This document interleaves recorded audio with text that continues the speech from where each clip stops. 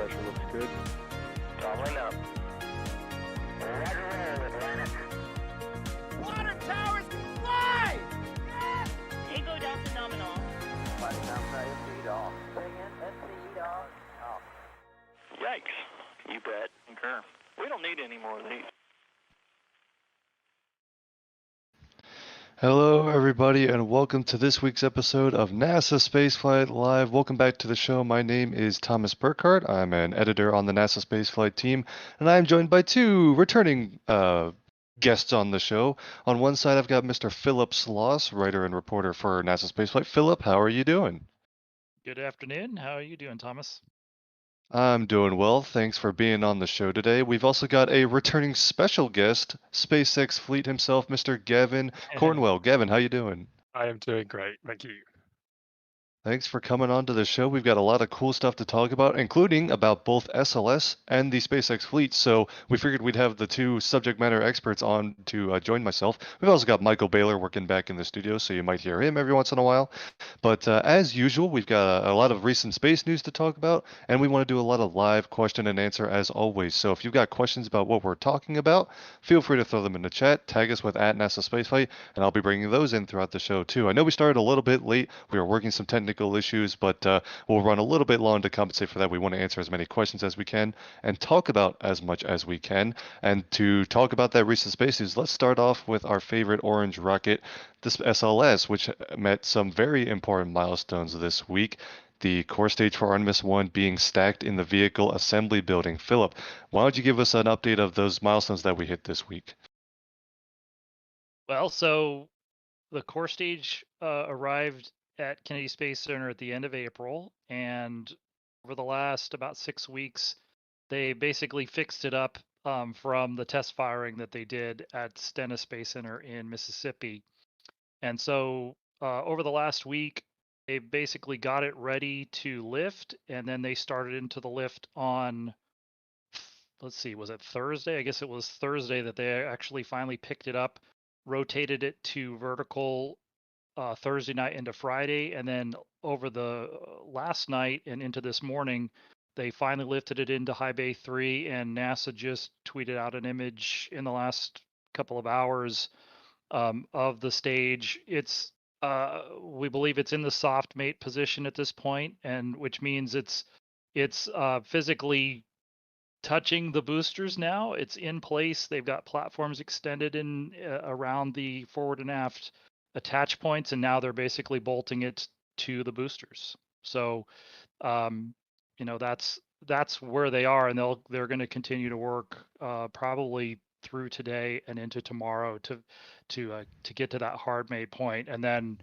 hopefully they'll be in a position to continue stacking with the first first adapter on top middle of next week.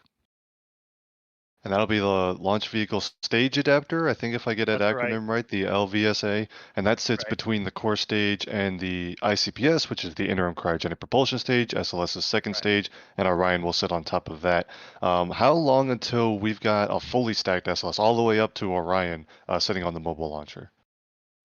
It's actually going to be a little while, because what they're going to do is they're going to stack the launch vehicle, the SLS, and then they're going to that's a pretty complicated set of machinery. You basically have the ICPS is essentially a third party, commercial off the shelf third party stage, and so it has its own computer system, its own flight control system, and then SLS has all of its flight controls, computers, avionics, mostly in the core stage, but some in the boosters. So they've got to connect that up to all the computers in the ground system. So basically all the connections through the mobile launcher, through the base of the mobile launcher, the launch platform, and then all the way out to the launch control center and the firing rooms. And they will test that with an Orion simulator. And the reason they're going to do that is because they've got a specific test that they're going to do before this first launch. So what they'll do is they'll test all those connections, and then they will do a test of the umbilical all of those swing arms that are going to be connected to the vehicle, they will do a test where they send a liftoff signal to the system. It's called the launch release system, and to make sure that the umbilicals swing out as quickly as they're supposed to and disconnect from the vehicle. And so then it'll just be sitting on the aft skirts, which on a launch day will not be secured to the mobile launcher. But in this case, they'll obviously stay there because they're not in flight. And at that point, then they'll be able to do this special structural resonance modal test, they call it. And so what they'll have is they'll have this big stack of metal cylinders that'll sit on top that stands in for the Orion's mass and center of gravity. And so they'll hook up these mechanical shakers to different positions on the boosters, on the core stage, on the upper stages, and the simulator, and they will shake the launch vehicle. And since the vehicle's connected to the mobile launcher, they'll be putting those inputs into both. But they also did a test of the mobile launcher by itself with these same kinds of shakers. And so that once they've collected all that information, then they'll destack the simulator and they'll bring the Orion in. And that's probably those tests with the umbilicals and the modal tests are probably July, end of July, and then sometime in August right now, if things go well, is when they'll bring the Orion in.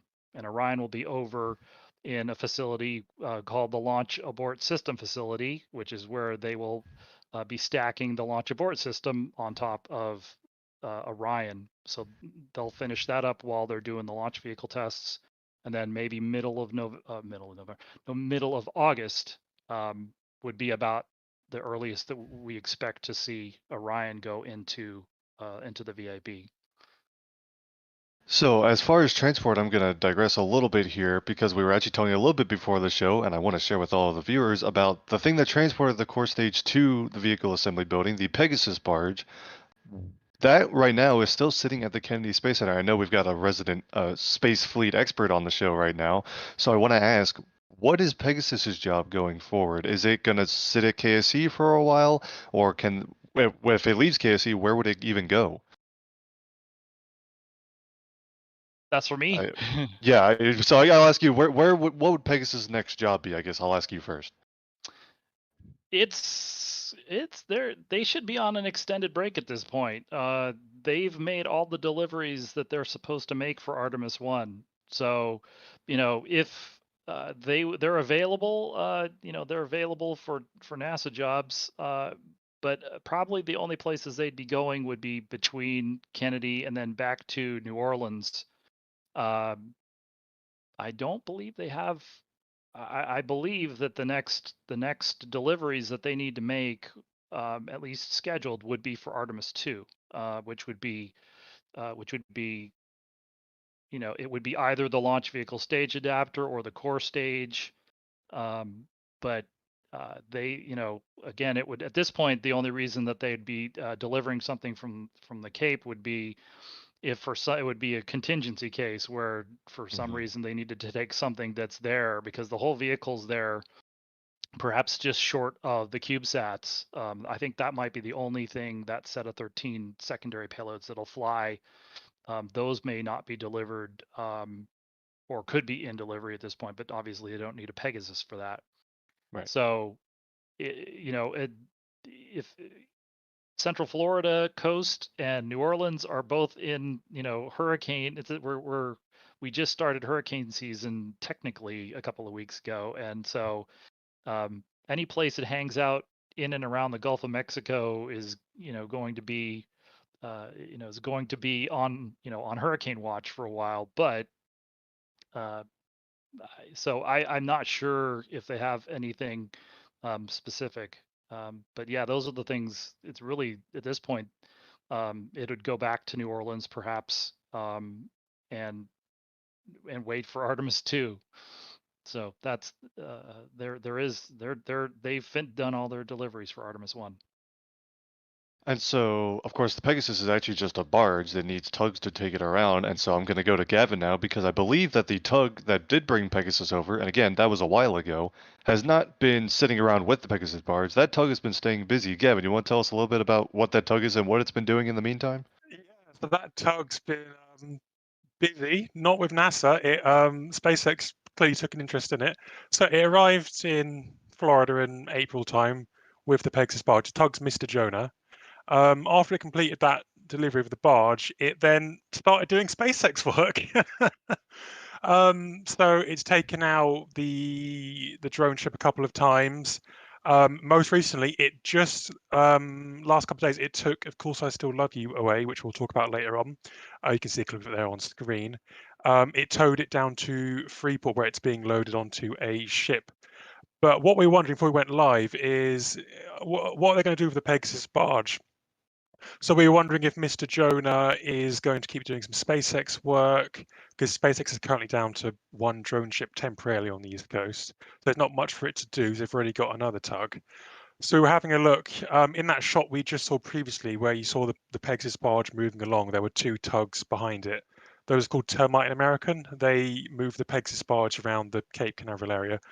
We were having a look at that before we went live. Those two tugs are currently doing something else in Jacksonville, so it doesn't look like the Pegasus barge is going to be going anywhere soon. So that is kind of where we're at from Pegasus barge perspective. It's still sitting outside the vehicle assembly building. There it is. It's still sitting outside the vehicle assembly building where it's been since it unloaded the core stage a couple of months ago. And we'll wait to see what they want to do next. We'll definitely keeping an eye on that, and of course, we'll be looking for the next core stage delivery, but that is a little bit of ways away. So until then, we'll be keeping an eye on the tugs and the Pegasus barge. I want to open it up to some questions about some of the SLS milestones that we've gotten this past week, and I was talking a lot about the schedule because, of course, everyone wants to know when will the launch occur, the biggest milestone of them all. Right now, you're saying fully stacked later this year. Does that mean that a launch this year is still on the table? And then if so, what kind of time frame are we looking at, Philip? Well, I guess the way I think a lot of people who talk about this tend to try and equivocate, and I'll do the same thing, which is I would at this point the earliest that they could launch is probably end of November, but there's going to be things are going to take longer than just the pure schedule. So the schedule that they have has X number of days of work. And so if it only took that number of days, that would get them to the end of November. But it'll probably take longer because this is the first time that they're doing it. And so as we saw with the activities here of uh, moving the core stage, they finished a bunch of thermal protection system repairs from the green run. They're about a week behind where we expected them to be a week ago. So we were expecting, and again, expecting is not necessarily a good word, but they thought they might be ready to do this lift to mate last weekend, through last weekend into, into the beginning of this last week. And so now we're about a week past that now. So you see, we will probably see a little bit of that. And they're also, again, it's much more important for them to do this correctly than to do it in a hurry, because the outcome is just as important as a particular day that they launch on. I think they would much rather launch, I think they'll take a Thursday launch that goes well versus a Wednesday launch that doesn't go completely as well as that. So I'd say, we'll see. We'll just have to see how things go from here. This is a very delicate operation, and I think they've fully plugged in the core stage at Stennis and tested out all the equipment. Obviously, we saw them fire the stage, so it's gone through a whole static flight essentially already. So, we should see at this point now they're going to, while they're continuing to stack the adapters and stages on top, they'll be hooking up the umbilicals, plugging it into the ground control system, powering the vehicle up. We should see probably in the next in the next several weeks, how well that goes. And I think the testing and making sure, it's like if for those of us who used to build computers ourselves, from the motherboards, cards, memory chips, etc. Once you have everything plugged in, you turn it on, sometimes it works. Sometimes it just works. And if you think back, the farther back in time you go, it used to be that you'd plug it in and then you'd have to figure out, then you were just doing a bunch of troubleshooting. So we'll just have to see where they fall on that spectrum. It's possible that when they plug everything in, that they plug it in and they turn it on, they look at their screens and like everything looks fine. And if that's the case, they'll just continue on to the next test. And so maybe we might see something, Thanksgiving, December, holiday season. If they have to do more troubleshooting, then it's going to probably slide into 2022. Gotcha. And I know a while ago we were even reporting that, a realistic target, even though the earliest end was always, November, and now you're saying like mid to late November of this year, but there was a realistic target of about February 2022, kind of baking in those kind of expected delays as far as processing this vehicle for the first time and all those extra tests. But I think even then would be a reasonable time frame. Is that still sort of a reasonable, sort of realistic estimate? I guess I would say they still have a shot at at a 2021 launch, but I mean, the difference between, I guess symbolically the difference between December 31st, 2021, and that's not necessarily a date, but it's like, December 31st, 2021 and January 1st, 2022, Right. it's just it's not an arbitrary boundary, but it's just, I'd say they still have a shot at a 2021 launch. But it's it's just going to be, just to give you an example, this period here of work from when the core stage arrived at the end of April through this first set of testing, they budgeted 6 weeks of contingency time. Like they accounted, they said, this work that we're going to do, stacking the launch vehicle with the simulator, and then running through those first 3 tests. There's an interface test, an umbilical retract test that I talked about, and that modal test. All of that work, which takes them kind of into July, that's like three months of work. They were budgeting that there could be 6 weeks of risk there. So they're giving themselves a lot of padding, and that was that schedule where if you add in that they put that much padding in the rest of the schedule too. If you add up all of that, that takes you all the way out to the beginning of March. So it's really just a question of, is it going to, where is it going to fall on the spectrum? And so, if you split the difference between, when they started the clock on this, it was early November and early March. You split the difference, you get real close to end of the year. So we'll just have to see.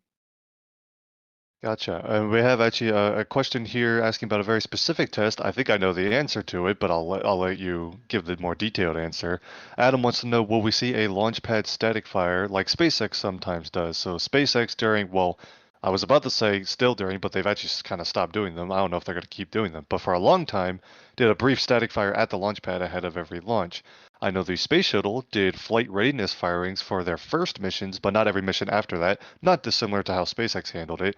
I believe SLS has already ticked off that static fire mark, just not at the launch pad, right? That's right. So they're not planning on firing the engines before launch. If that happens, if that happens to happen, it would be, it'd just be an abort, like a Right. launch pad abort. But yeah, those flight readiness firings, those were done basically before the first flight of every orbiter. But then, of course, the orbiters flew dozens of times, and through all of those dozens of other launch campaigns, the first times the engines fired was right before liftoff. So, like you said, they fired this at Stennis because they can't really fire the vehicle and hold it down at Kennedy for more than a few seconds. So, because they wanted to do a full flight duration test, they needed to do it somewhere that could handle that kind of a test. So their only thing that they're going to plan to do, which is not really an only thing, but they're going to take it through a full launch countdown. They're calling that the wet dress rehearsal. But they'll fuel the entire vehicle, so the core stage, the upper stage, and I have to be careful about calling an upper stage because for this vehicle, it's really an in-space stage.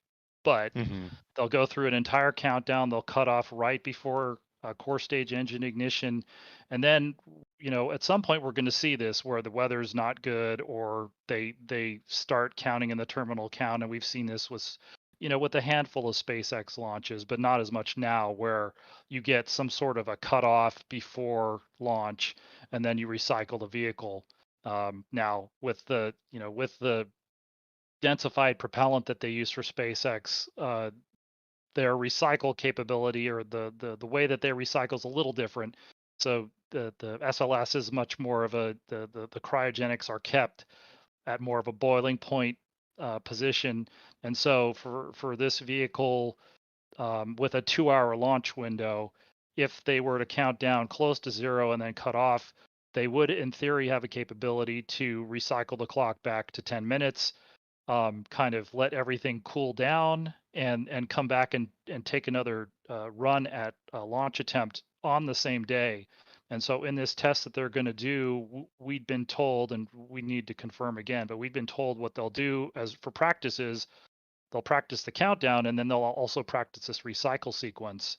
Again, also because it's the first time that they've actually worked with this vehicle with the Kennedy ground infrastructure. So it'll be a useful test, and I'm sure I know we've talked about.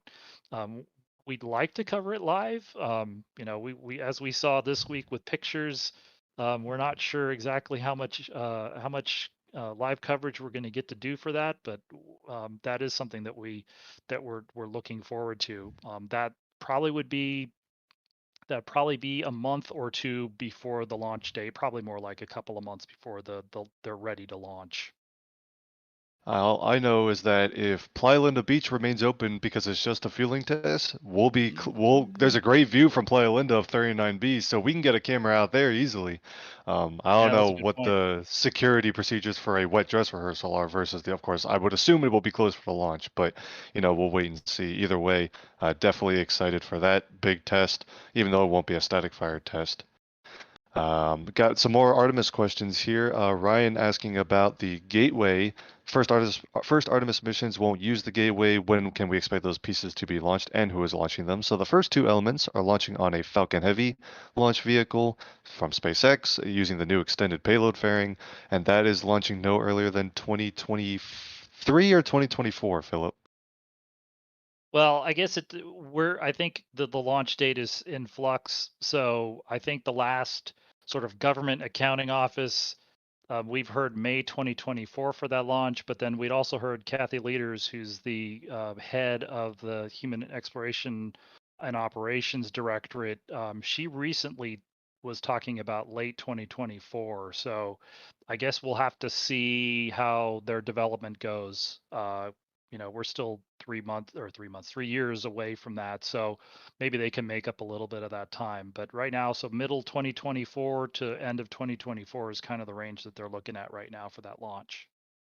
Brought up a render from Matt Crawford, one of the CGI artists here at NASASpaceflight, who put together the gateway launching on a Falcon Heavy upper stage render there. So some visuals there, but we are looking forward to that. But that's a couple years away since, like you said, they're not using them for the initial missions. And then as far as sort of a broader Artemis program question here, is there any plans for SLS to be used beyond Artemis missions? And sort of a related question, will there be a cargo version, or is it now limited to launching the Orion crew vehicle? I think those are still to be determined. I'm not sure that there's a definitive yes or no for those right now. It depends on I think it depends on how many core stages, and especially core stages because it's the most complicated piece of the vehicle, how many they contract with Boeing to build. If they have enough to build a couple a year, then recall that Orion right now is contracted to fly at on a once-a-year basis. So if you have 2 launch vehicles available on an annual basis, then you have one left over to do something else. You can also, it doesn't have to be, an integer on a per year basis. So they were also talking about splitting the difference in terms of a delivery rate of 3 core stages, three SLS vehicles would be available in a 2-year period. So that would essentially give you one left over to do something else. Those contract negotiations we just saw in the budget release, those are going to continue on. So it's going to be, we're now way beyond when they'd expected to finalize the contract terms on that. So now they're talking about next year before they finalize that. So I think once we see that, we'll have a better idea about whether they'll be able to do to fly anything besides Orion. Gotcha. I think that kind of gives us a very comprehensive Artemis update there. Again, the SLS core stage being stacked onto the mobile launcher at High Bay 3 with the solid rocket boosters. And thank you so much for all those updates. Really quick before we move on to some other stuff, we got a couple of super chats that have come through here. Always want to acknowledge these really quick. And Nicotine Jenkins knows how to make fun of us. What are those 4 towers? We're on the Falcon 9 on the launch pad. Lightning protection towers, like they are every time you ask that question. We appreciate the support there. John talking about the photos of SLS being released. We know those took a while, but we're showing them now, and we're glad that we were able to get some glimpses into that. Hopefully, some more imagery coming forward with the new milestones. And then also Jim with a super chat, and then a question from Rough Riders asking, what about the stack life of the boosters? If it slips past March of 2022, don't they need to recertify those booster seals? Phil, want to give a brief answer to that while Gavin prepares to talk about what's on screen right now? Yeah, I guess the hopefully the short answer is they're looking at it and they're not concerned about being able to extend it out for several months if they need to. So they should be able to go beyond 12 months. Right, gotcha.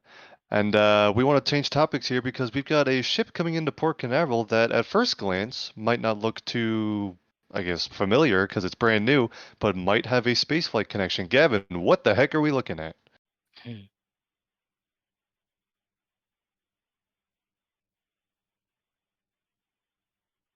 Gavin, you should probably unmute yourself on Discord really That quick. would help. That would help. There we go. Appreciate that. I'm good at this. This is the Hoss Briarwood. It is coming in live right now on NASA Spaceflight Fleet Cam. Perfect timing. This is potentially, very likely, 99.5% chance. This is SpaceX's new temporary fairing recovery ship, and it is enormous. So, brief rundown of what's going on recently. Obviously, everyone remembers Mystery and Mischief. SpaceX scrapped the idea of catching fairings a short while ago and decommissioned those ships, set them away to do non-SpaceX things. Then what they did temporarily is they got their Dragon recovery ships, Go Searcher and Go Navigator, and they reconfigured them for fairing recovery operations, which basically means they take out a few bits of Dragon equipment to make room and add some inflatables. Unfortunately, SpaceX keeps launching Dragon missions, so those Go Search and Go Navigator have to keep going backwards and forwards between fairing recovery and Dragon recovery. And in those times, the SpaceX steamroller doesn't stop. They need to keep launching Starlink missions, so they've been finding other ships. Until recently, they had a pink and blue ship called Sheila Bordelon. That was here from March until May. They got rid of it in May and went back to using Go Search and Go Navigator. Unfortunately, we're now back in the same scenario where Search and Navigator need to go back to prepare for CRS-22 splashdown, and SpaceX hasn't got their permanent solution in yet. So it looks like they've got another ship here coming in. First question people are going to ask, I see one in chat already, what about Sheila? They sent Sheila away, and from what we can see on tracking, she is already doing another job somewhere else in Key West in South Florida. So she's unavailable. So they brought this ship in. This is the Hoss Briarwood. First time seeing this, there's not really any good pictures online. You can see that it has an enormous helipad on the front of the ship. Behind the back, you can kind of see there's a large 12-ton red crane. And there's also some, we're just going behind the gazebo thing, but there's some white metal structure too. This ship is actually a flotel. Now, that is exactly what you think it is. It's a floating hotel. So you can immediately tell this isn't going to be SpaceX's permanent fare and recovery ship because it's really not designed to do that. It's designed to be a floating hotel, not a fare and recovery ship. SpaceX will have a permanent ship soon. Ships, actually, is what I think, coming very soon, I imagine. But until that's ready, it looks like SpaceX has got another ship. I imagine the permanent solution is somewhat delayed because I don't think they would have sent Sheila Bordelon away if they thought what am I saying here? They wouldn't have sent Sheila away unless they thought their new permanent solution would be ready by the time CRS-22 was splashing down. But here we are. It's just coming to full view now. Here is the ship. It will eventually park. And yeah, really quick, this is live views from NSF Fleet Cam, in case that wasn't clear. This is a live view of Port Canaveral. Gavin gave us a bit of a heads up right before. It's like, by the way, according to the trackers, the ship might just show up on Fleet Cam during the show. So we figured we would center our fleet discussion around its arrival. But yeah, there it is. And you can see one of the drone ships in the background. yep, just read the instructions. So yeah, this ship is larger than Sheila Bordelon. What gave us a tip off that this ship is here for SpaceX use is that yesterday SpaceX workers pre-staged their test fairing. So there's a fairing that lives at Port Canaveral that they use for like training. They pre-staged that fairing on the dock yesterday. So I imagine what's about to happen is this ship's about to park, and then they're going to immediately load the fairing onto it and begin training because they need to get out for the mission in the next 2 days. So that is the ship. And that is pretty much all we have at the moment. But if you keep an eye on Fleet Cam, later on you might see them loading up a fairing. Really quick, as far as preparations for that next launch is the GPS-3 mission launching from Pad 40. I believe, I'm waiting for some confirmation. I saw someone mention it in chat, and I know there was some talk of it maybe happening soon. I believe, in contrary to what I had said like 5 minutes ago, that they might have static fired Falcon 9 for that launch like a minute ago, which we did not have a view of Pad 40 from Fleet Cam, so otherwise we would have shown that. Sometimes there are other boats in the way, but someone confirm for me whether that has actually happened or not, because that would be another milestone towards that launch, which I believe is currently scheduled for the 17th, with again a GPS satellite for the Space Force Falcon 9 from Pad 40. The drone ship, just read the instructions, is sitting there. We'll expect that to leave first, and then that'll be followed by the GoQuest drone ship support vessel, and of course this new fairing vessel, right? That's usually the order they go out in, right, Gavin? Yeah, the drone ship goes first. It's followed by GoQuest, which is that green ship you can kind of see in the middle of the screen, and then a day or so later, the fairing recovery ship will leave. I'm imagining just read the instructions is going to leave later this afternoon. And to answer your question, Thomas, yeah, it looks like we had a good static fire about 10 minutes ago. Excellent. So that's another milestone. Of course, we'll wait for SpaceX to confirm that launch target, which makes us, sure that the static fire was actually nominal and all that. But that'll be on a reflown booster too. The booster previously flew a different GPS satellite mission, so that'll be cool.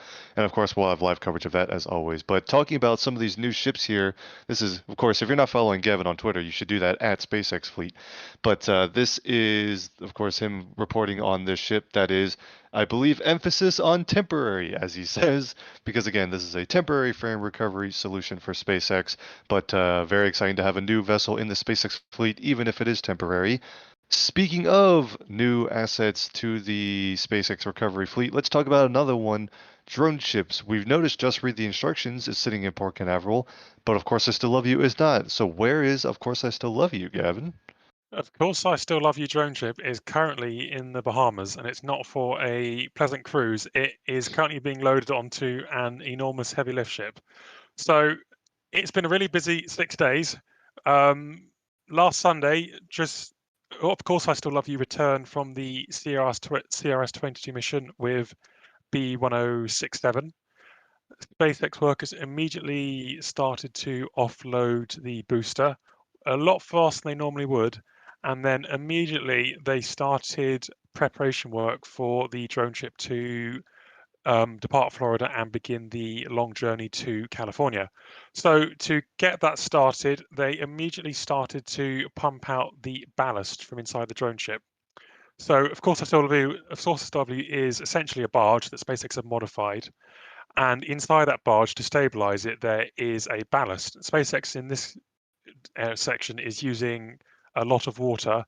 The purpose of the ballast is to stabilize the drone ship for landings, because you want it as stable as possible when you're landing the rocket on it. But when you're about to move the drone ship a really long distance, you don't need that ballast or stability.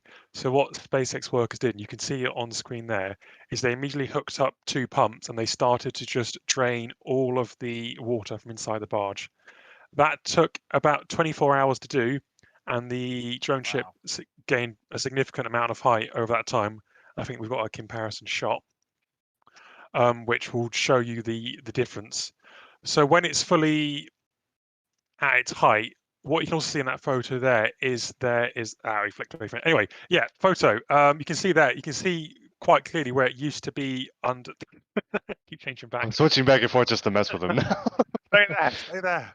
All right. Okay. We'll stay here. Okay, you can quite kind of see in that photo there where the waterline once was. You can see there's a significant color change in the side of the barge. Above where it was above water, it's sort of a rusty orange kind of color, and where it was underwater, it's all sort of grey and green, which will be like barnacles and whatever else has got glued onto it when it's underwater. So a significant height there. And what SpaceX also did in the meantime, whilst it was pumping out water, is they attached new fenders. So on the very far left of that photo, you can see a telehandler, a forklift, is working on attaching a black rectangle, a fender. So SpaceX workers added 4 of these fenders to each corner of the drone ship. And they added these because, and I have to give credit to Michael Baylor here for thinking about this because I spent ages on this and I couldn't think about it. Yep, lovely circle. I fixed my telestration, guys. It's working again. Anyway, continue, Gavin. Fantastic. Those fenders have been attached, so the tugs that come along to help push and pull the drone ship around can actually still do that, because at its new height, with the wings that the barge has, you can't get a tug in there at that increased height. So by adding a big metal fender onto the side of it, it then allows the tugs to still push and pull it around. And they can't push and pull on the corners because you can see they've got the blue thrusters there, and you can't push on those, you'll break them off. So they spent about 2 days installing those fenders, and then eventually during the week, very late at night, the drone ship pulled out of Port Canaveral under the tow of Mr. Jonah, which we mentioned earlier, and it sailed down to Freeport in the Bahamas. Yeah, you can see it going where there, bang on midnight pretty much. It left. Completely clear deck. You can see the blast shielding there on the far left. Of course, the lovely Octograbber robot is along for the ride from what we can see from recent aerial photos. It's buried inside the blast shielding and is going to make the trip with the drone ship. See the tugs there alongside. That sailed down to Freeport. That took about 24 hours for them to sail down to Freeport. And then they spent yesterday circling around waiting for today. I suppose they decided to do it today. And then this morning, I was emailed these amazing photos. What you can see there is a heavy lift ship called Mighty Servant 1. Heavy lift ship, what it is, it's a enormous ship. And what it can do is a unique ability that it can partially submerge itself underwater in a controlled manner so it doesn't sink. And what it then allows, once you've got enough water over the top of it, what they did was you can see that they pushed, of course, I Still Love You, over the top of this ship. And then over a period of hours, I think the operation's still ongoing at this point because they've not moved. The heavy lift ship will eventually rise up out of the water again. And when that job's operation's completely finished, you'll have the drone ship completely out of the water on top of this heavy lift ship, Mighty Servant 1. And then the entire thing will be strapped down and they will sail all the way down to the Panama Canal, all the way through it, and then all the way back up to Los Angeles. Now, why the heck are they doing that? The drone ship is a drone ship, but you can just tow it wherever you need to go. So why are they putting it on this giant heavy lift ship? You can tow it anywhere, and they did that with just read the instructions. But why we think they're doing this is purely speed. To tow the drone ship with a tug, you're talking 5 to 7 knots, depending on weather conditions and the wind direction. This ship here has an advertised cruising speed of 14 knots. Not quite clear if that's loaded or unloaded. So we'll say at least 10 knots, 10 to 14 knots of speed. That is a significant time saving. So when you're talking about Yeah, that's half the time, right? Yeah. a really long journey all the way from Florida down to the Panama Canal and back up to California, you're talking days of time savings there. And SpaceX wants to launch out of Vandenberg straight away in July, so they need that drone ship there immediately. So this is the plan to get there really, really fast without doing complicated things like chopping the wings off, taking the thrusters off, getting a tug to tow it. They're just going to ship the entire thing on top of a massive boat all the way there. Yeah, you can see a Right. shot there. That is from August 2019. That is just read the instructions coming in the other direction. So it left California. Do you see the tug there? That tug was called Alice C. It brought it all the way down to the Panama Canal and to Florida. But you can see there the difference is they chopped the wings off. I think Elon tweeted this photo at the time and said they folded the wings. That's not exactly true. That's a bit of stretched truth. They sawed them off and put them on top with a crane. But to reattach that, I think that just read instructions spent about a month or 2 months in a Louisiana shipyard where they slowly reattach those. SpaceX doesn't have time for that. They need, of course, to still have you ready immediately with wings. So the new strategy is a really big heavy lift ship all the way through. And then hopefully, of course, SLS will make it to California for start of July, and they will immediately start launching out of Vandenberg. See the route plan there. This is my estimated route. They might go a different way around Cuba. We'll find out in the next couple of days. But you can kind of see, of course, Still Love You is there. It's just opposite sort of West Palm Beach outside of Freeport at the moment, being loaded onto the heavy lift ship. And then it's going to follow the red dotted line all the way down south to Panama, through the canal, back up past Mexico, and straight away to the port of Long Beach. SpaceX had a recovery facility in the port of Los Angeles. They've maintained that since 2015, I want to say, possibly even before that. Earlier this year, they signed a new lease for the port of Long Beach. That's next door. They've taken over the old sea launch facility, which, if you know what that is, it's a converted oil rig, much like SpaceX is planning to do with Phobos and Deimos. They had that, and that was where they operate out from for launches at sea. SpaceX has taken over that facility now that sea launch has moved back to Russia. So, of course, SLS will be based out of the old sea launch facility at the port of Long Beach, and it will operate there with NRC Quest, which is pretty much an all-purpose recovery ship that SpaceX has been using since 2015. It has done Dragon recoveries, it's done fairing recoveries, it does drone ship support. It's a very versatile ship, and I imagine it'll be very pleased to have a drone ship back to play with, because it's been very lonely for the past 2 years on its own over there. I And know that's that just the the last few West days.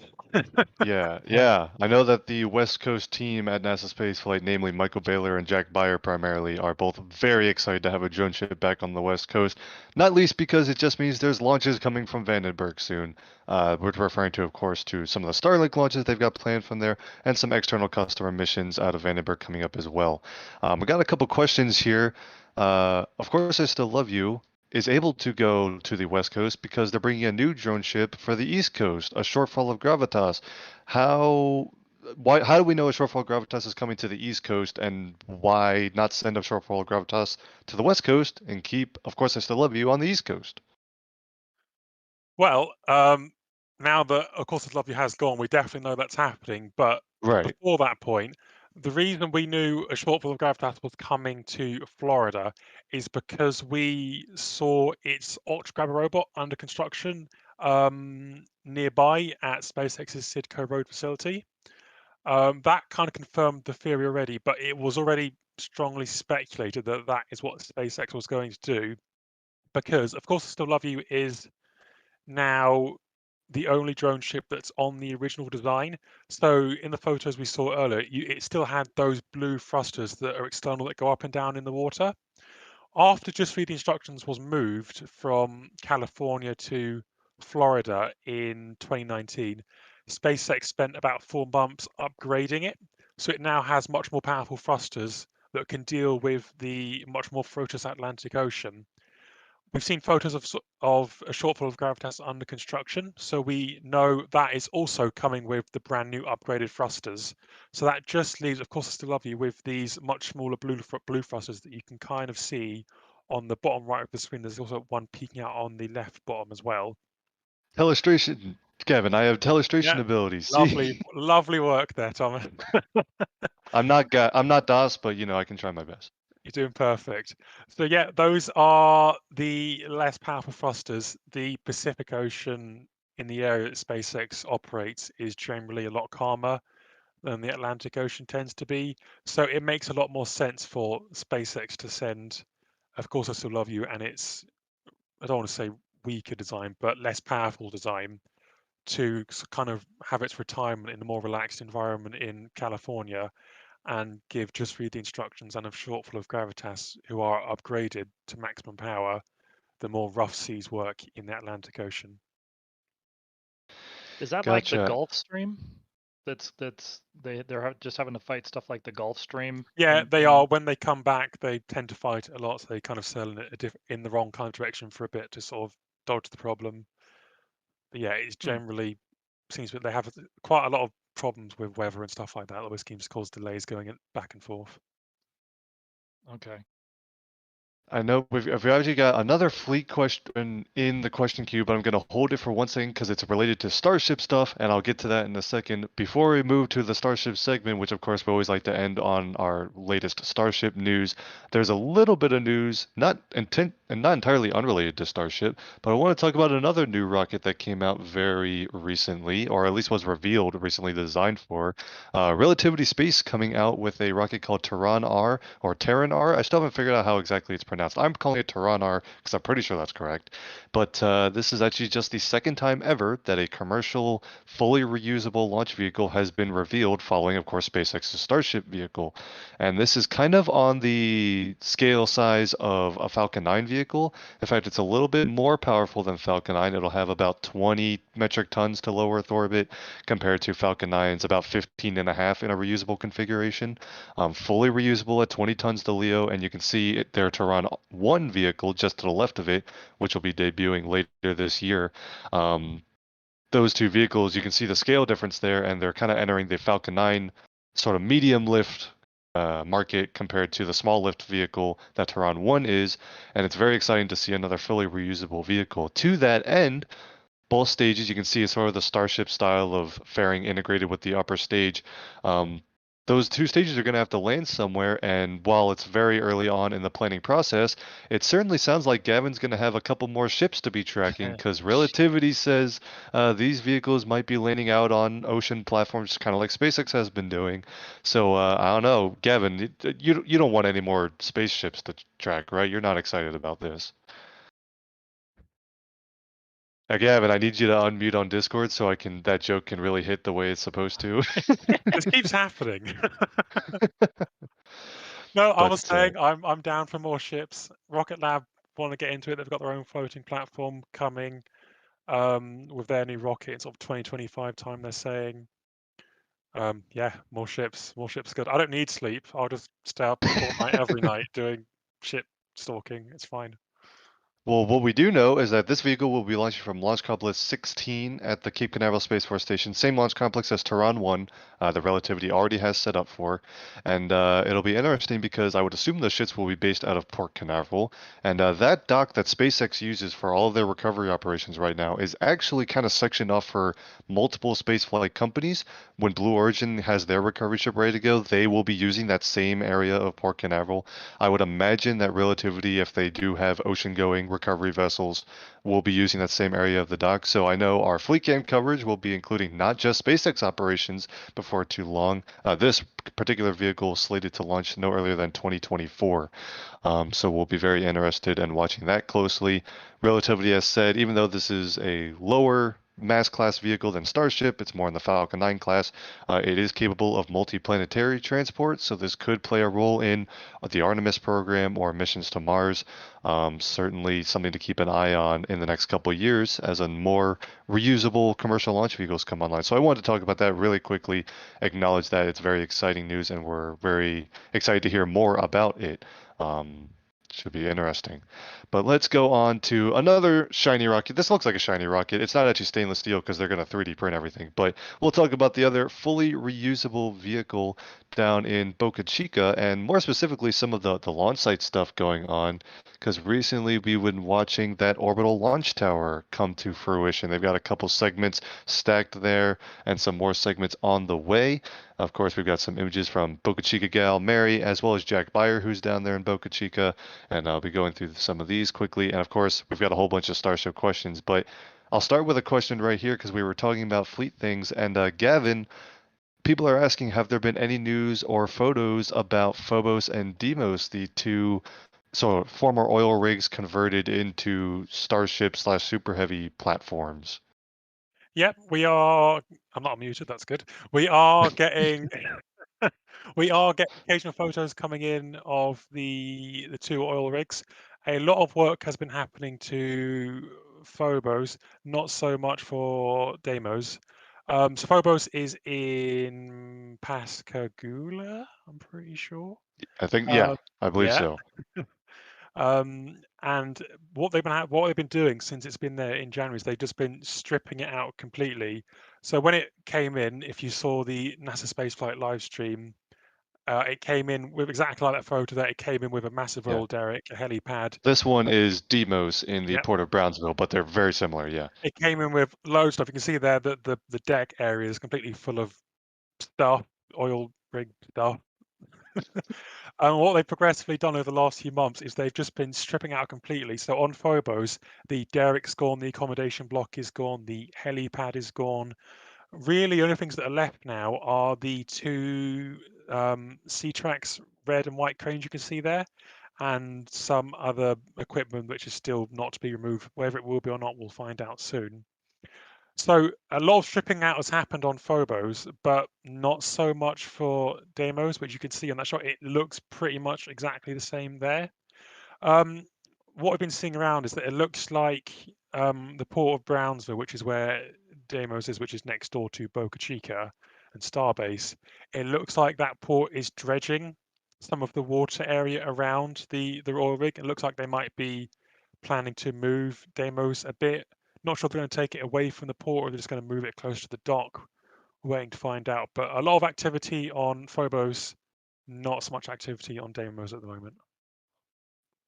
Gotcha. And we're keeping an eye on that because, again, in addition to the Boca Chica-based launch site, as well as Kennedy Space Center, which they're also bringing online for Starship operations, they're going to want to launch these things from the ocean so they can get away from populated areas, mitigate some of the noise levels, and also just have additional launch sites so they can meet their launch cadence that they want to meet. So we're very excited about that and keeping an eye on that. We'll stay tuned for more updates on that. Got another question here from Justin. I'm actually going to reach this one out to Philip. Any word on the Starship variant for the moon with NASA? So Starship is part of the Artemis program, and I actually opened this in the wrong tab. There we go. And any updates on the time frame for that, as far as when does HLS need to kind of sort of align itself up with Orion and the SLS schedule? Well, I mean, the big thing right now is obviously the Option A award is being reviewed. The selection process is being reviewed by the I believe it's the GAO, Government Accounting Office, and I think the deadline for that is August 4th. So they have to make a decision by then. And I think at least from a HLS standpoint, I imagine that SpaceX is continuing work on their end, but NASA can't quite do as much collaboration and oversight until that decision is made. So the text that was the text that was passed, it still hasn't cleared Congress, but the NASA authorization bill that passed the Senate included a clause in there to protect the award, assuming GAO rules that the protests, it dismisses the protests, then even if there's any additional awards made to other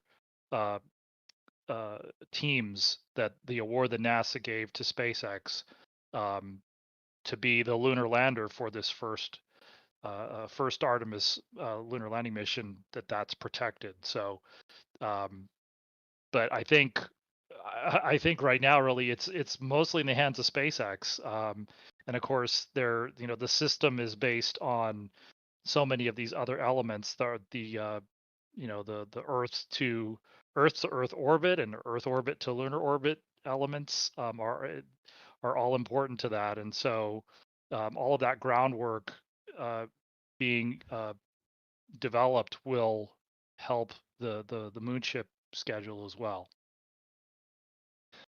Gotcha, and we'll keep an eye on that.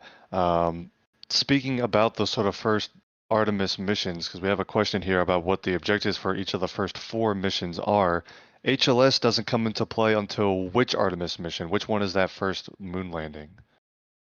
That would be Artemis 3. I guess we still have to hear what NASA's been kind of cagey about what exactly happens to Artemis 3. It's supposed to be the lunar landing mission. Orion would dock directly with Moonship, and then half the crew would take Moonship down to the surface for about a week-long expedition, essentially, and then they'd come back to Orion and go home. But because of the situation that the program, the HLS program, was put in because of such a low appropriations from Congress, so they got, I think, about 25% of what they'd requested in fiscal 2021. So you had this change of administrations. They were reviewing their schedule, reviewing the time frames in the schedule and the objectives for each mission. And so we've kind of heard different. We've heard they're reviewing Artemis 3, but then now that they made this award to SpaceX, I think there seems to be a little bit more confidence because of SpaceX. They can make the end of 2024 for Artemis 3. And so just to backtrack, Artemis 1 is basically an SLS Orion test. It's an uncrewed test. The objective is to send Orion into lunar orbit for either about a week, maybe 2 weeks, and then it will come home. The entire mission, depending on the way that it works, it could be either a 4-week mission or a 6-week mission. It can go longer because there's no crew. And then Artemis 2 would be a shorter mission with a crew. It would be the first crewed test flight for Orion and SLS. And then the third mission, Artemis 3, would be the lunar landing mission. Artemis 4 would be that. They're starting to firm up plans on that. That would be a mission where SLS would take a gateway module, the International Habitation Module, with Orion. Orion would extract that module from the exploration upper stage and take that to the gateway and add it to the gateway, and then I guess there'd be the possibility at that point of doing a lunar landing there. But we'll have to see, because of the protests and the machinations that have come up after the award that was made, the contents of the missions, even with Artemis 4, are a little bit uncertain especially in terms of objectives. So right now, what we know about Artemis 4, it's the first flight of the upgraded SLS, which will allow them to take an additional spacecraft, which will be this habitation module, with Orion on a single launch, and they'll go to the gateway, and then we'll just have to wait and see whether there's a lander available for that, or whether NASA just contracts with SpaceX to do the next mission, the next landing too. Interesting. And again, that will actually be preceded by, we got a question here about sort of a complete uncrewed test with both SLS and HLS, the Space Launch System, the rocket that launches Orion, and HLS, the Human Landing System, which is Starship at this point. There will be an uncrewed demonstration of Starship, the moonship, as some are calling it, prior to a crewed flight. SpaceX proposed that in their testing schedule. There will also be lots of, kind of plain Starship test flights that feed right into the Human Landing System element of it. So there will be uncrewed test flights, including an uncrewed landing on the moon prior to the crewed landing, as like Phillips mentioned, at part of Artemis 3. We have a question here and asking for a prediction. What do we think will happen first, a Starship and Super Heavy full stack or a full SLS stack? Well, Philip, you've mentioned that in a few months we should have a full SLS stack ready in the vehicle assembly building. I personally, we're still waiting on sort of any sort of full stack as far as Super Heavy goes. So I don't know, Philip. Want to hazard a guess? Does SpaceX have a shot at stacking a full Starship Super Heavy before SLS is ready? Or I think SLS has the edge there. That's I don't know. Let's see. So August is probably about the earliest that you'd actually see the Orion on top of the SLS, and of course it could be later. So we'll have to see. So obviously SpaceX, their development philosophy is much more of a iterative and much sort of tightening circles, and so even it's hard to predict how quickly they'll close on stacking and launch. So they may converge on integrating their vehicle and launching relatively quickly, whereas we're going to see sort of a more deliberate pace with SLS and Orion. So very quick, I'll give us some updates on that iterative pace that they're taking down in Boca Chica, because of course these days in Boca Chica it's actually a little quieter than normal. No test flights imminent right now. Right now they're working on stacking some of the next vehicles. Right here, this is a picture from Jack Beyer of the SN20 Aftodome. So that is the Starship vehicle that will be making the first orbital test flight on top of a Super Heavy booster, potentially later this year. That dome was sleeved, and you can see some SN20 hardware there. They're also working on preparing the orbital launch site, which is another sort of probably the longer pole as far as the critical schedule for a Starship and Super Heavy orbital test flight. Right now, you can see 3 of the sections of the orbital launch tower have been stacked. In total, there's supposed to be anywhere from 6 to 8. We're not actually sure 100% how many sections there are.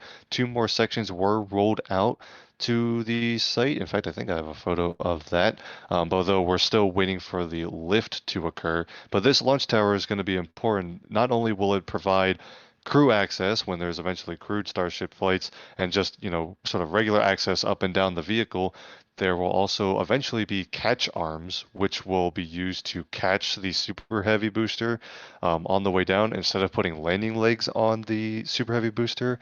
And I actually saw a question in chat, Gavin, those oil rigs, the Phobos and Deimos vehicles, could potentially play a role in either launches, landings, or both. So I presume we would be looking at some sort of orbital launch tower to be installed on them as well at some point. Is that feasible to have a really tall orbital launch tower on those oil rigs? I don't see why not. They already had the really tall oil derricks installed. I think we're still not quite sure which will be used for launch, which will be used for landing, if it'll be both could do both roles, or one will do one and one will do the other. It's very much up in the air at the moment. We'll find out eventually, I suppose, but I don't see any reason why I can't put a really tall tower on there. They already have the oil derricks. Gotcha. So we'll be looking at that. That'll be something to watch for as far as readiness for those platforms. Of course, that's mostly for a launch operation or landing the Super Heavy booster. If they're going to use those for landing the Starship vehicle, those vehicles will still have legs. So we can maybe, if we enter an operational status prior to any sort of tower being built, that would be a sign as to what they're being used for. It's still kind of not sure exactly what role they'll play, but we're keeping an eye on it. Other updates from in Boca Chica, I believe we actually have some new Raptors being delivered. That will be another key milestone towards getting ready towards the first orbital test flight. They need not only the 3 sea level and 3 vacuum optimized Raptors for SN20, but they'll need 29 sea level Raptors, maybe including some of the non-gimbling variant of the Raptor engine for that super heavy booster. Elon's calling it Booster 2. There were parts labeled BN3. Not exactly sure what we're calling it, but it's either Booster 2 or BN3. So Raptors kind of being a long pull there.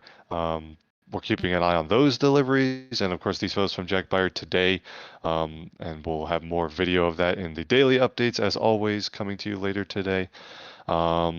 So the ground support equipment being the launch tower and the ground support equipment tanks, as well as Raptors, are probably two of the more critical items on its way to an orbital test flight.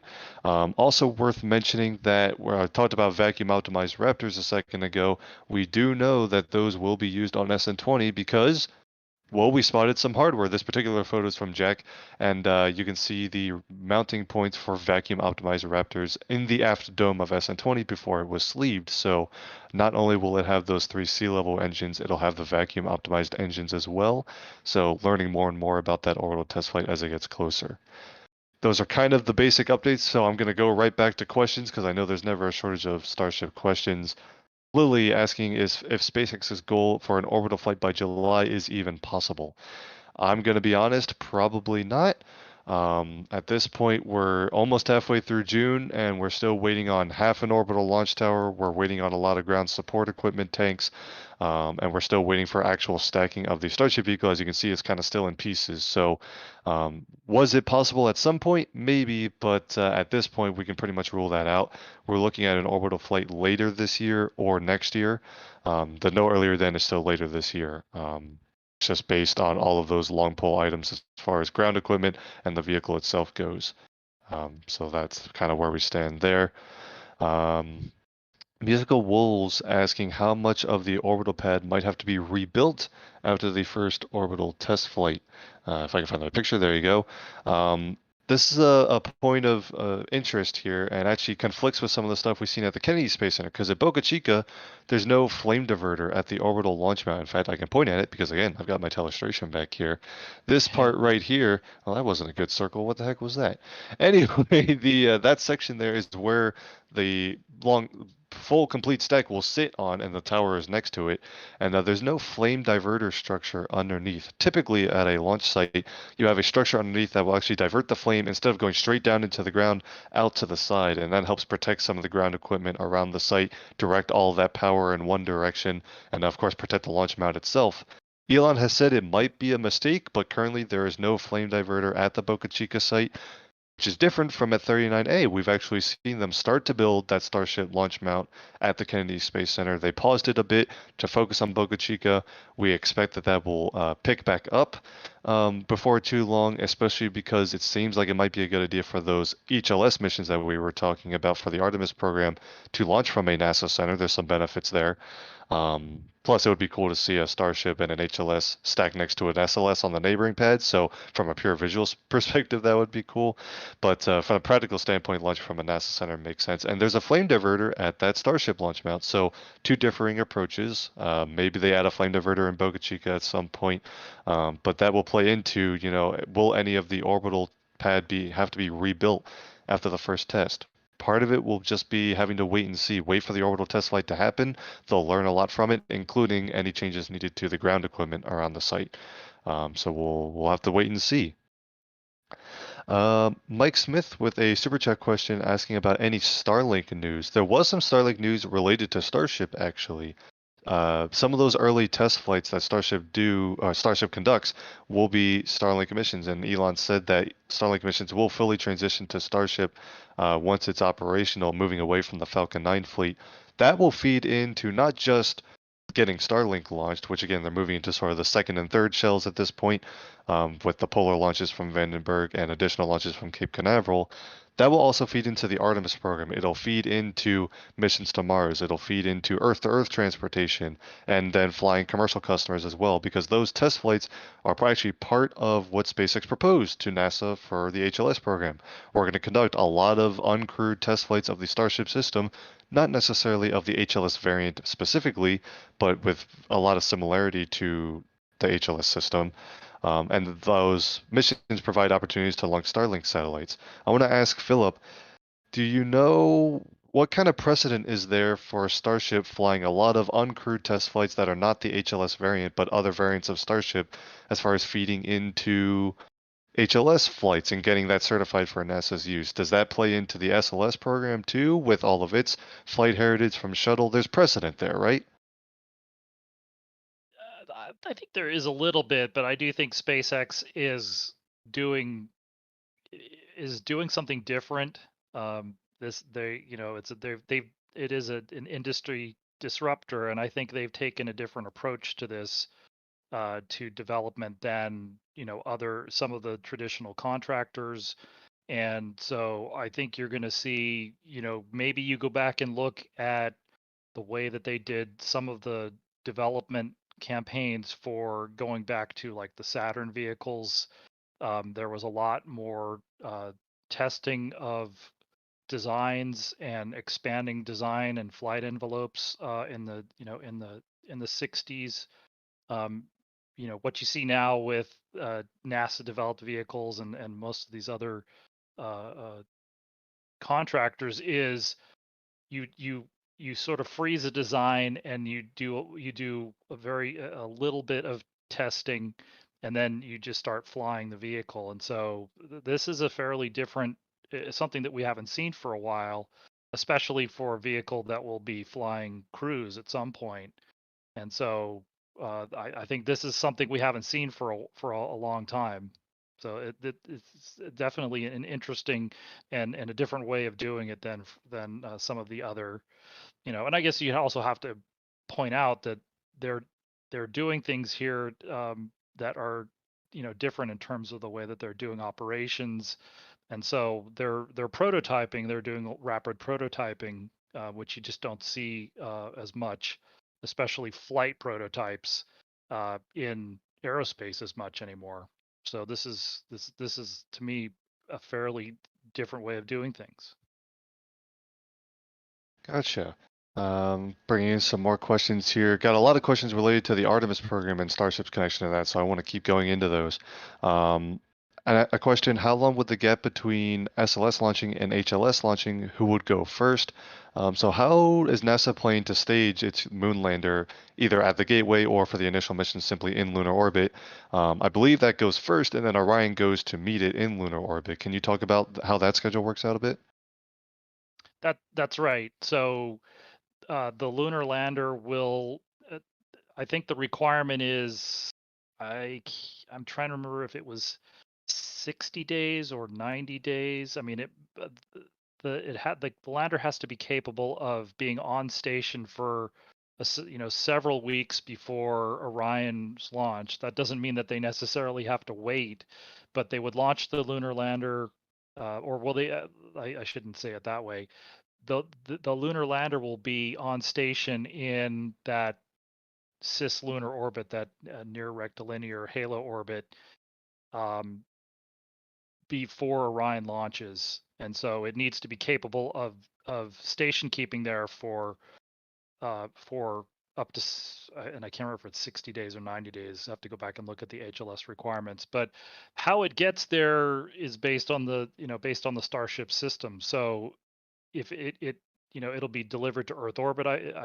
This is something, Thomas, you probably could correct me on, and you would understand or know the details better. But at least the way I understand it, it'd be first go to Earth orbit, and then it'd be refueled, and then it would go, Mhm. and then it would go to the moon.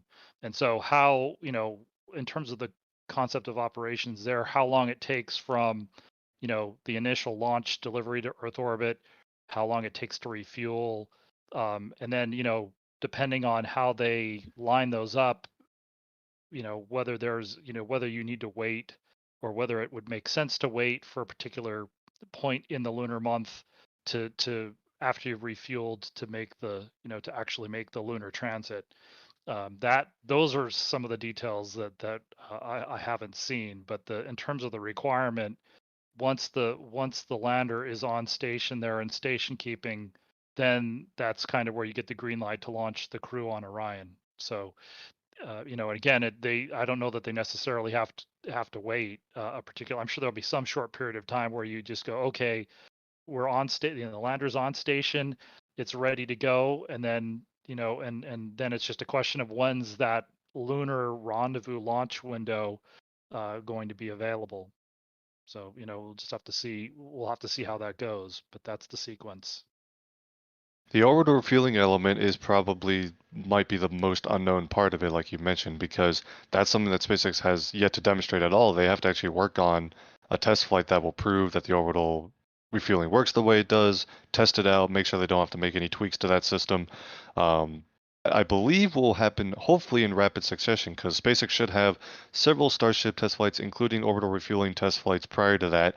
And the idea is for Starship to be able to support, at least at some point, a launch every day or multiple launches a day even. So as far as getting tankers up there, hopefully there would be a fast turnaround between those flights. And so Starship, you launch probably your first, well, actually, the ConOps includes a special variant of Starship for this. They mentioned some sort of propellant storage Starship variant. Right. So I think that would launch that first, and it would have some residual propellant on board. You would then launch the tanker Starships, which would take fuel from the surface up to the propellant depot, basically fill the propellant depot, which might have extra insulation or extra environmental controls to eliminate a lot of the boil off that would occur for any of the other Starship variants. And then the human landing system would launch last once the tanker is full, dock with the propellant depot or propellant storage tank or whatever SpaceX was calling it. The depot would move all of the fuel into the human landing system, and then that vehicle goes to the moon. And then, like you said, there's that loiter requirement to wait for the Orion spacecraft. But once it's there and on station, crew can be ready to go. Yeah, it kind of depends on how long that refueling process takes, and I guess we don't know. Although the human landing system is the last one, so if that refueling takes sort of a standard rendezvous profile of reaching its target within a day or two after launch, refueling should take, I don't know, probably less than a day to transfer the fuel via the pumps or whatever. Well, actually, they're using the ullage thrusters to do it. So maybe a few days of sitting in low Earth orbit before it goes to the moon. The moon trip takes 3 or 4 days, and then you're sitting in lunar orbit. So a week or so after the HLS itself launches, assuming all the fuel is launched ahead of time, I think we could see a green light for a crew launch. And then, like Philip mentioned, there's the rendezvous requirements and all of that. So there's a lot of room there, but it shouldn't be a huge gap between the two missions. Could even line up to see, like you said, or like I said, the human landing system and SLS sitting on the pads next to one another at Kennedy. I thought that would be really cool, and maybe the timing will work out that way. But I hope that answers the question there. There's a lot of speculation in there, but we'll learn more. The only thing one thing I was just going to say is we heard a viewer point out they're going to do an uncrewed demonstration, and so we should see all of the sort of concept of operations.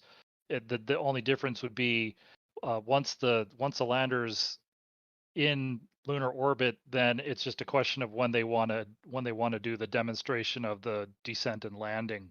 And so they wouldn't necessarily have to wait for crew in that case, but we should get a really good idea about how that timing works out for launch, rendezvous in Earth orbit, refueling, and then syncing up to go translunar.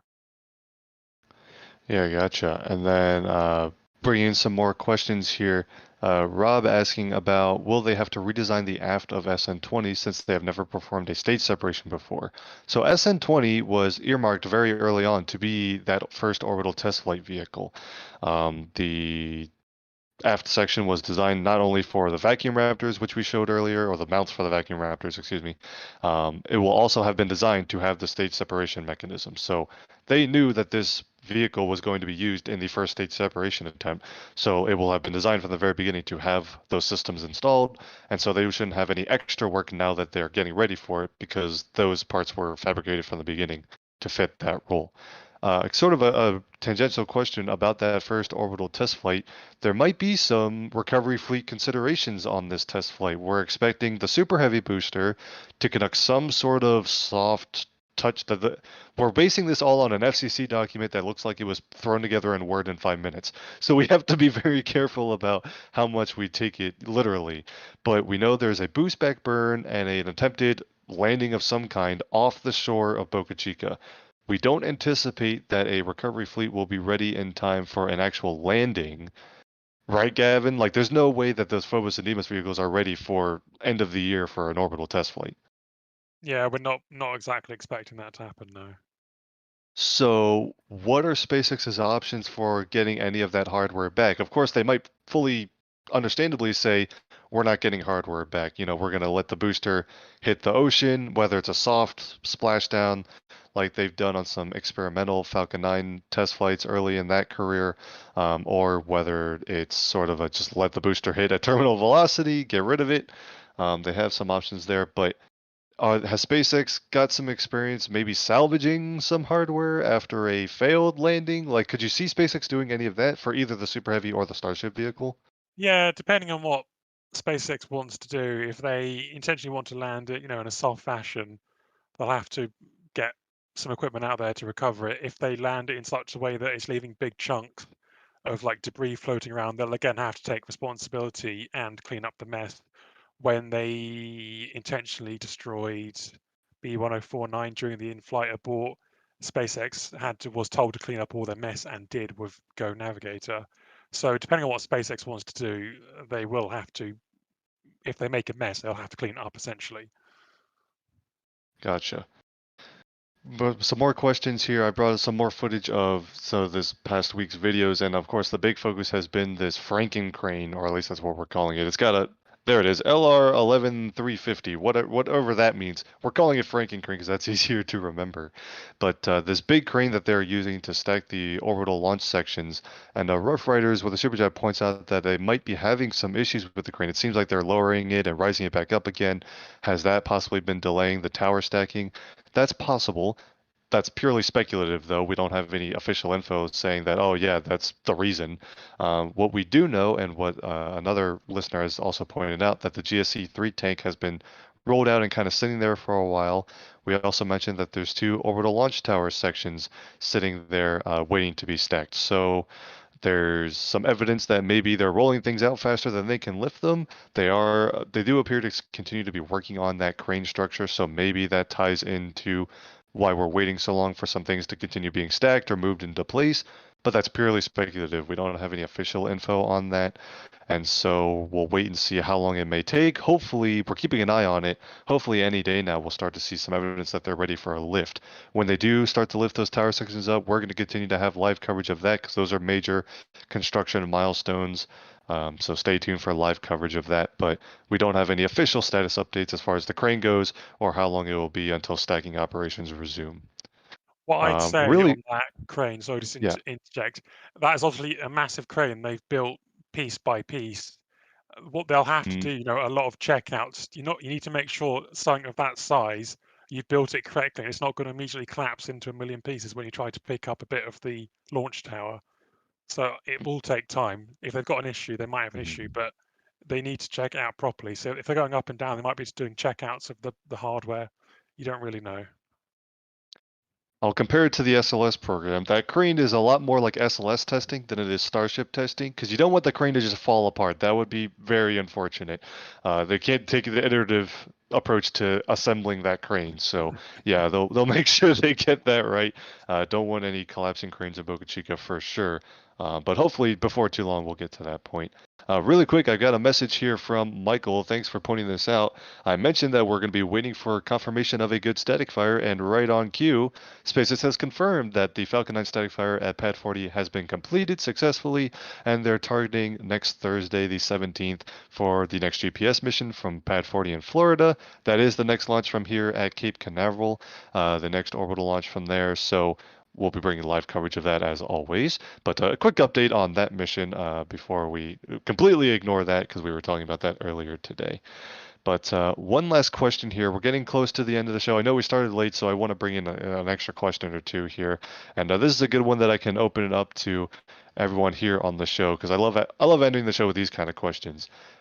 Would NASA be interested, and I'll ask, will you guys be interested, in bringing down ISS modules or the Hubble Space Telescope or things like that back to Earth using Starship? Starship will have this big payload bay that once you deploy whatever payload you launched with, you could, in theory, start bringing stuff back. People have talked about it in reference to space debris and stuff like that.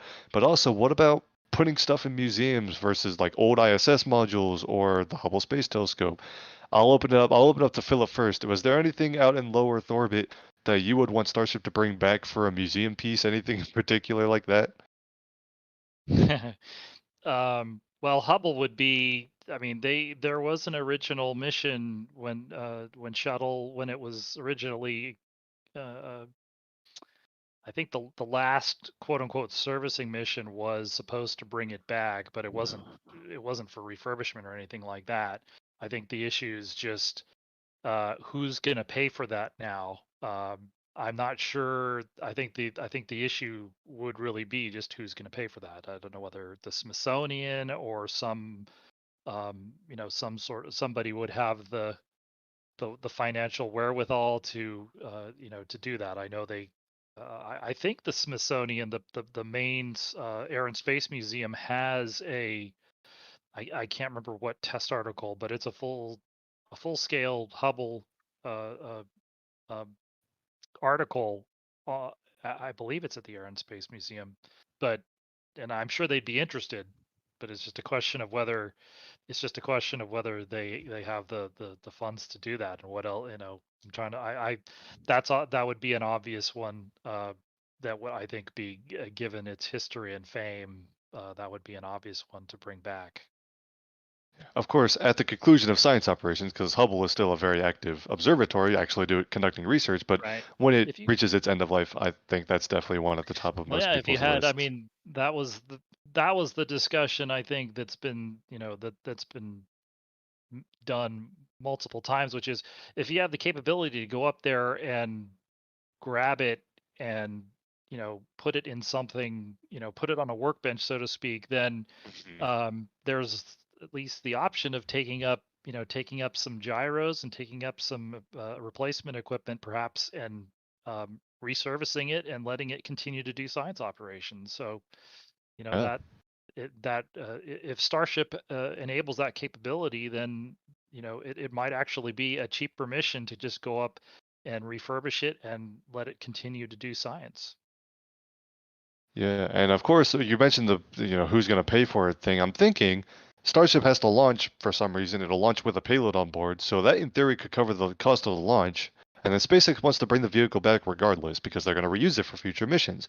So I wonder if SpaceX will be able to look. The launch is already covered, and we're bringing it back regardless. There might be a little bit of extra costs regarding operating the rendezvous portion of it, but maybe the cost would be severely reduced since you're already launching anyway.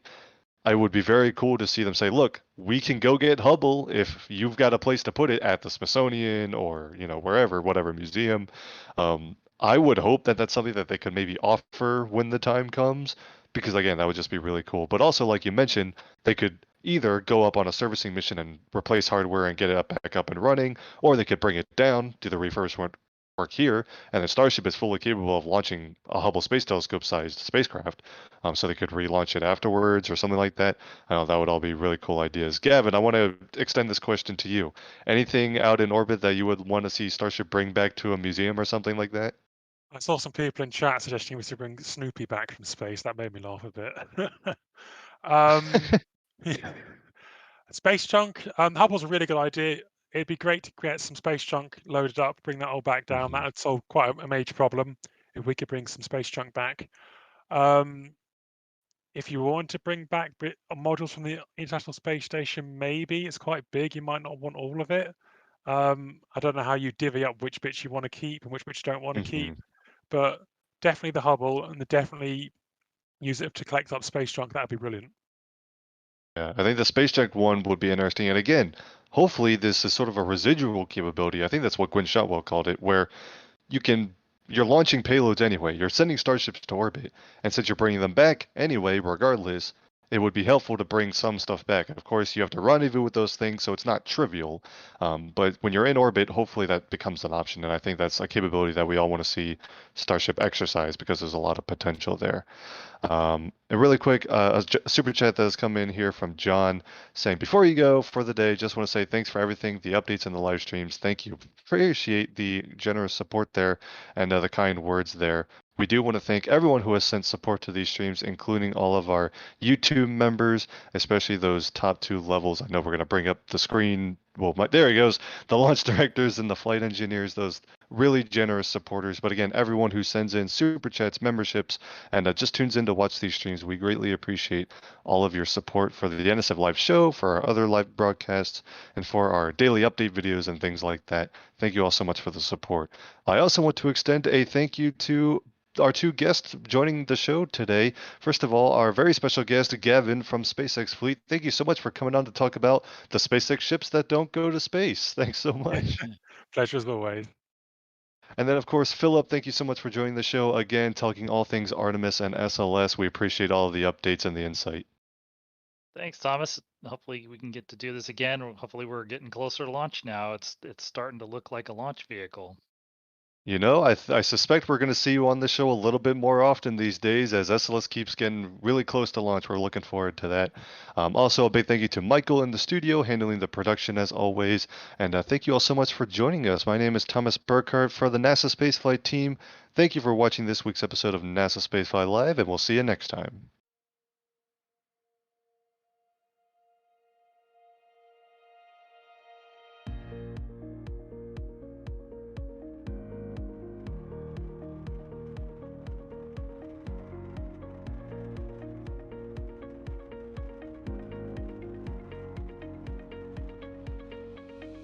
We have liftoff. Propulsion continues to be normal. RCP chamber pressure looks good. Toggling up. Water towers, fly! Yes! They go down to nominal. Flight outside lead off. Say again, SC off. Yikes. You bet. Concur. We don't need any more of these.